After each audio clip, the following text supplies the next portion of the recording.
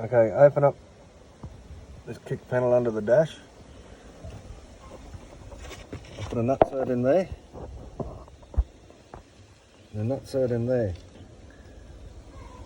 A motor bracket. Pre-drilled nutserts for the base of the radio. Bolt your radio onto your bracket. Pre-wired, use a piggyback on the bottom fuse, which is a spare and unused. If you had to check fuses later on, you'd have to undo the 2 bolts, but I've had 7 Rangers and done 900,000 Ks, never changed the fuse in my life, so I think you're pretty good with that.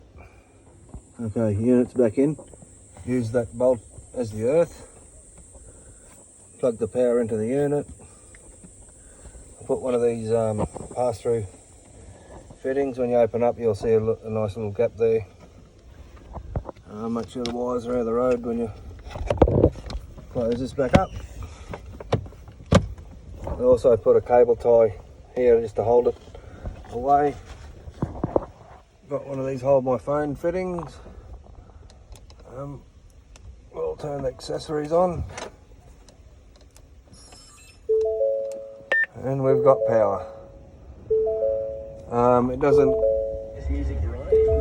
interfere with your trailer brakes or anything, doesn't hit your knees, just hangs underneath the steering wheel if it goes up or down, so I found it the best place to go, and it's nice and neat.